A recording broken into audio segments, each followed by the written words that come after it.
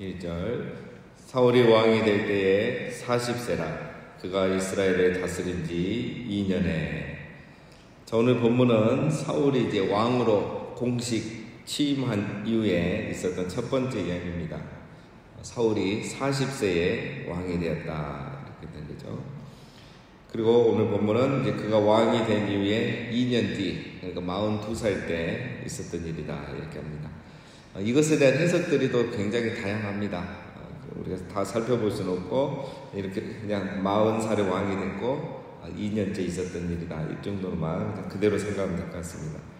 2절 이스라엘 사람 3,000명을 택하여 그 중에서 2,000명은 자기와 함께 mikmas와 베델산에 있게 하고 1,000명은 요다단과 함께 베냐민 기브아에 있게 하고 남은 백성은 자기 각기 장막으로 보내니라. 자, 사울이 블레셋과의 전쟁을 위해서 군사 3,000명을 뽑습니다. 이 3,000명은 상비군이죠.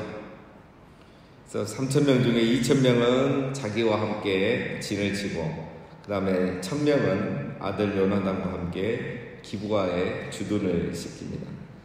그래서 사울은 이 mikmas와 베델산에 있는 이렇게 말하고죠. 즉 북쪽에서 내려오는 이 동서 그 다음에 북쪽에서 내려오는 그 블레셋을 방어하는 위치이고 요나단은 이제 사울의 후방을 이렇게 지켜주는 역할을 하고 있는 거죠.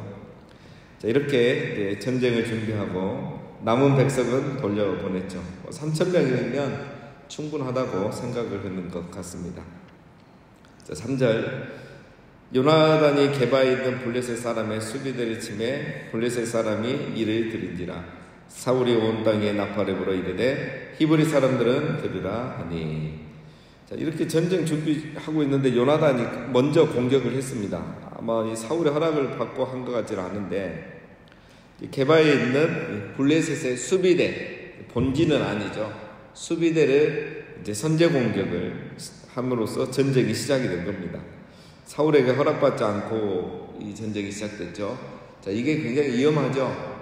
지금 아버지가 왕이고 이제 전쟁을 하는데 아들이 명령도 안 받고 선제 공격을 했습니다. 그러니까 왕권에 대한 도전처럼 보일 수도 있는 거고.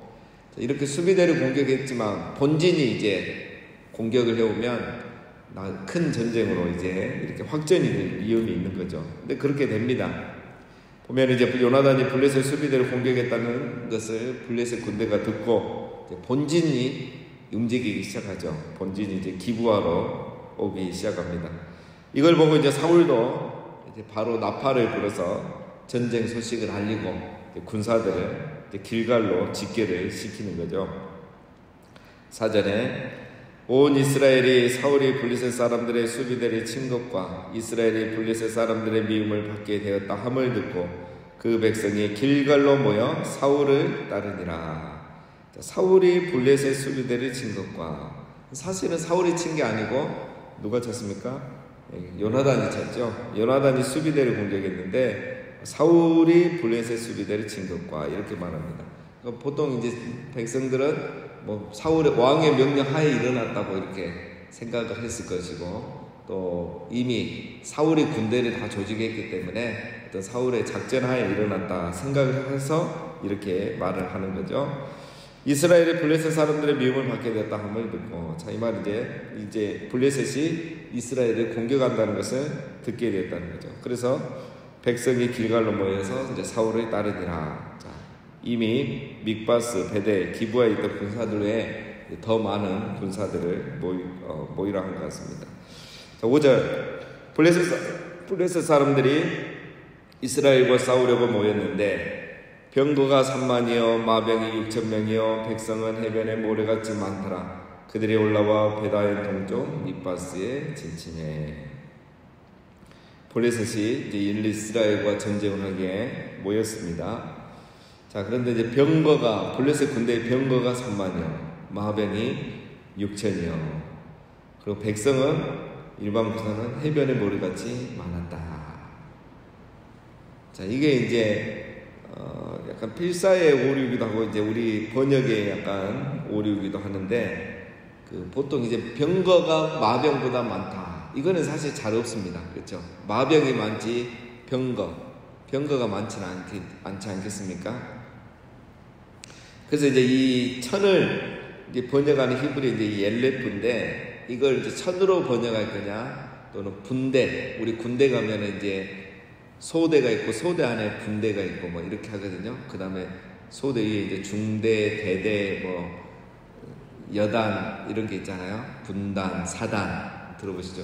그런 게 있는데, 이 번역을 이제 뭘로 할 거냐 했을 때, 분대로 번역하면 이제 좀 더 이게 쉽게 상식적으로 이해가 되죠. 병거가 30분대이고 마병이 6분대이다, 이렇게 이해를 하면 이제 좀 더 우리가 상식적으로 이해가 됩니다.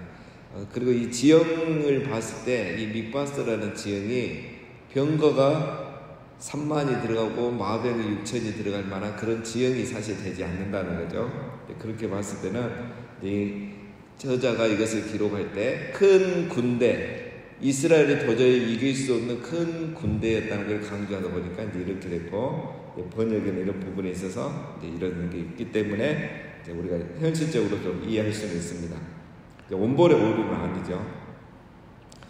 자, 어쨌든 이 엄청난 군대가 이 블레셋은 철기 문화라 했잖아요. 이미 철기 문화를 가지고 있는 엄청난 군대가 아직 철기 문화 구경도 못한 이 이스라엘을 공격해오고 있다는 거죠. 자, 여러분, 우리가 이제 사울의 입장에서 지금 더 생각해야 됩니다. 굉장히 힘든 전쟁입니다. 6절, 이스라엘 사람들이 위급함을 보고 절박하여 굴과 수풀과 바위 틈과 은밀한 곳과 웅덩이에 숨으며, 이 어마어마한 군대, 철기 문화를 가진 이 마병과 병거가 막 오니까, 병거는 우리로 말하면 지금 탱크라고 생각하면 됩니다. 이 탱크가 막 이리 몰려오니까 이스라엘이 절박하고 겁에 질린 게 그럴만한 거죠.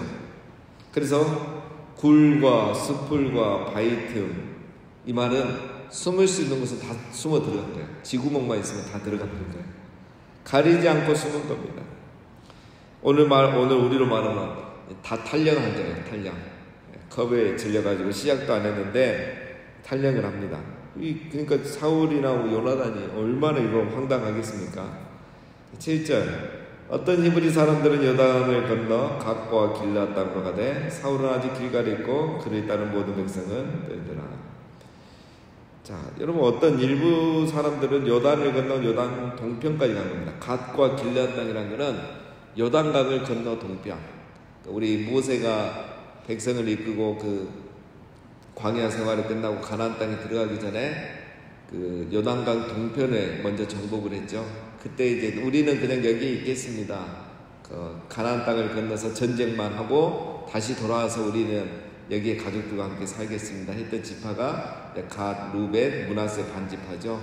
그러니까 요단강 동편은 지금 그들 땅입니다. 갓 지파, 그 다음에 그게 이제 그쪽 북쪽이 길앗 땅이거든요. 그러니까 이 요단강을 건너 도망갔다. 이건 엄청나게 멀리 도망갔다는 거예요. 그 정도로 블레셋이 강했다는 거고, 이 정도 도망가지 않으면 잡혀 죽는다고 생각을 했던 것이죠. 그리고 사울과 함께 있는 이 백성들도 왕과 함께 있어도 겁에 질린 겁니다. 왜? 워낙 군대가 많고 강하기 때문에. 자, 사울은 이때 이제 무슨 생각하겠습니까? 이때 생각나는 사람은 하나밖에 없겠죠. 사무엘이 와야죠. 사무엘이 또 하나님의 말씀을 들고 와서 뭔가 해주기를, 도와주기를 기다리고 있었을 겁니다. 8절에 사울은 사무엘이 정한 기한대로 1일 동안을 기다렸으나 사무엘이 길갈로 오지 아니하매 백성이 사울에게서 흩어지는지라. 사울은 사무엘이 오기를 1일 동안 기다렸다, 이렇게 말하고 있습니다. 자, 그런데 이 1회가 우리가 지난번에 살펴본 10장에서 이제 사무엘이 7일을 기다리라고 그랬죠. 그 7일하고 같은 7일인가 하면은 아니라는 거죠. 10장에서 7일은 왕으로 이제 세움 받을 때, 젊었을 때 이제 그 7일을 기다리라는 거 했었고, 지금은 벌써 사울이 이제 왕이 됐죠. 40세 왕이 돼서 2년을 치리하고 있습니다. 벌써 그 왕이 되고도 2년이 지난 거죠. 그래서 이제 그 7일은 아니란 것은 분명하고, 저자가 이제 왜 이런 의도로 이걸 적었는지 이제 우리가 정확히 알 수는 없지만 뭐 복잡하더라고요, 해석들이. 그래서 자, 그것은 아니란 것만 이제 우리가 이렇게 기억하면 되겠고, 그 다음에 중요한 것도 7일 동안 전쟁이 시작이 안 된 거예요. 이것도 희한하죠. 블레셋이 백전백승인데 이거는 블레셋이 공격을 안 하는 거예요. 전쟁하려고 막 준비만 하고 가까이 오고는 7일 동안 시작이 안 된 거죠. 그런데 문제는 이렇게 전쟁 준비 다 대놓고 어마어마한 군대가 딱 준비하고 있으면서 공격을 하지 않는 거예요. 이때 어떻겠습니까? 이스라엘은 더 무서운 거예요. 그냥 빨리 시작해야 되는데 이 얼마나 겁이 나겠습니까? 더 무서운 거죠. 그리고 이제 빨리 사무엘이 와야지 제사를 드리고 자기들이 먼저 선제 공격을 하든지 기습 공격을 할 건데 그래야 이길 것인데 사무엘이 오지 않는 거예요. 사무엘은 안 오지. 저 사람들은 공격을 안 하고 무슨 생각을 하는지 저렇게 있지. 그러니까 사울이 불안해지는 거예요. 이래서 불안해지는 거예요. 거기에다가 지금 군사들은 탈영하기 시작하는 거죠. 하나 둘씩 탈영하고. 사울은 왕으로서 얼마나 불안했겠습니까? 여러분 오늘 그 요나단이 이제 블레셋을 먼저 공격했는데 이것도 참 신기한 일이에요. 원래 사무엘이 사울을 왕으로 세우면서 그 명령했던 두 가지 중에 한 가지가 블레셋을 공격하라고 했거든요. 근데 그때까지 블레셋을 공격 안 한 사람이 사울이에요. 세 가지 징조가 다 있었음에도 블레셋을 공격 안 했어요. 사울이 그만큼 블레셋에 대해서 자신감이 없다는 걸 말해주고 있습니다. 그런 상황에 이제 요나단이 공격을 했다는 게 이제 오히려 이게 하나님의 말씀이 요나단을 통해서 이루어진 거죠. 그래서 요나단은 그 분별력 있는 사람입니다. 그래서 나중에 다윗이 왕이 될 걸 알고 자기가 마음을 비우고 다윗을 지지해 주잖아요. 요나단은 굉장히 그런 면에서 이제 사울과 다르다는 걸 계속 성경에 보여주고 있죠. 사울은 용기도 없고 자신감도 없고 그런 사람이었죠. 그래서 이전에도 공격을 못했는데 지금 상황이 얼마나 힘들겠냐 이거예요. 훨씬 더 힘들다는 거죠. 그래서 사울이 어떻게 합니까? 얼마나 불안하면 9절에 사울이 이르되 번제와 화목제물을 이리로 가져오라 하여 번제를 드렸더라. 이 불안함을 견디지 못한 겁니다. 그래서 번제와 화목제물 가져오라 해서 자기가 제사를 드리는 거죠. 사무엘이 아직 있는데 아직은 사사시대와 이 왕정시대가 같이 가고 있는데 10절 번제드리기를 마치자 사무엘이 오니라 사울이 나가 맞으며 무난함에 번제를 마치자마자 또 사무엘이 기다렸다는 듯이 다 와요. 항상 이게 참 재밌죠, 그렇죠? 좀만 빨리 오면 되는데 기다렸다는 듯이 끝나자마자 옵니다. 11절 사무엘이 이르되 왕이 행하신 것이 무엇이냐 하니 사울이 이르되 백성은 내게서 흩어지고 당신은 정한 날에 오지 아니하고 블레셋 사람은 믹마스에 모였음을 내가 보았으므로 이에 내가 이르기를 블레셋 사람들이 나를 치러 길갈로 내려오겠거늘 내가 여호와께 은혜를 간구하지 못하였다 하고 부득이하여 번제를 드렸나이다 아니라. 사무엘의 책망에 사울이 답변을 나름대로 합니다. 이유가 있었다 이 말이죠. 내가 그냥 한 게 아니고 첫 번째 이유가 뭡니까? 백성들이 탈영을 한다. 싸워야 되는데 군사들이 탈영을 하니까 싸울 병력이 없습니다. 빨리 제사 드리고 전쟁을 시작해야 됩니다. 두 번째는 당신이 늦게 왔습니다. 정한 기간대로 오지 않고 너무 늦게 왔기 때문에 내가 부득이하여 제사를 드릴 수밖에 없었습니다. 라고 말하지만 사무엘이 늦게 온 게 아니죠. 자기가 생각하기에 늦게 온 겁니다. 정확히 7일째 온 거죠. 또 약속한 대로. 블레셋 공격이 임박했기 때문에 내가 판단해서 지금 제사 드리고 빨리 공격 안 하면 전쟁 시작 안 하면 안 된다라고 판단을 했습니다. 한마디로 말하면 상황인 만큼 이 말이에요. 상황인 만큼 부득이하여 내가 제사를 드리지 아니할 수 없었다라고 변명을 하죠. 자, 이 변명은 여러분 사울을 보여줍니다. 오늘 우리가 이렇게 뭐 말하다 보면 자기의 믿음을 다 보여주는 거죠. 사울이 나는 믿음이 없습니다. 믿음이 부족합니다. 그리고 당신이 오지 않을 거라고 생각했습니다. 당신을 신뢰하지 않습니다. 그러니까 나의 믿음 없음과 사무엘을 신뢰하지 못함을 지금 보여주고 있는 거예요. 그 말에 변명이지만 사실 나는 믿음 없다 이 말입니다. 그래서 사울은 믿음이 없었기 때문에 두려워한 겁니다.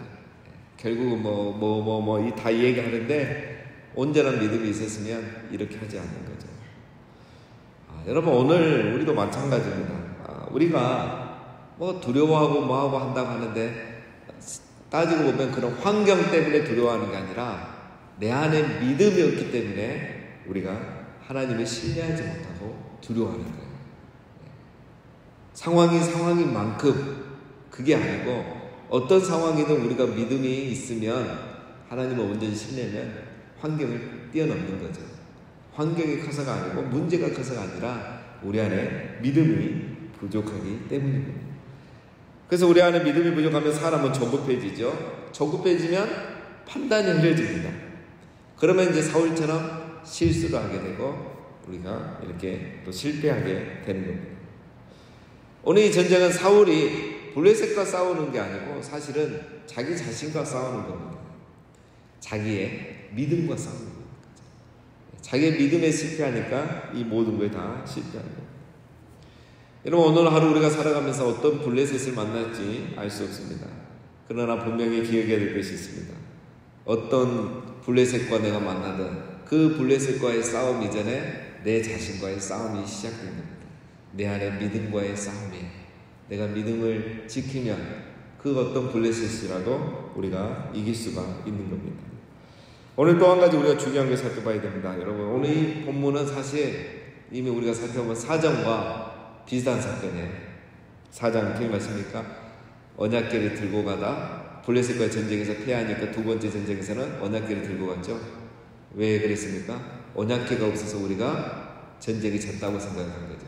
근데 들고 갔는데도 패하고 언약궤를 빼앗겼습니다. 오늘 이 본문이 똑같은 거예요. 그때는 그 이스라엘 백성들과 장로들이 그렇게 했었고 오늘은 사울이 그렇게 합니다. 전쟁에서 이기려면 뭘 해야 된다? 제사를 드려야 된다. 제사를 드리고 전쟁을 시작해야 하나님 우리와 함께 하시고 전쟁에서 이길 수 있다.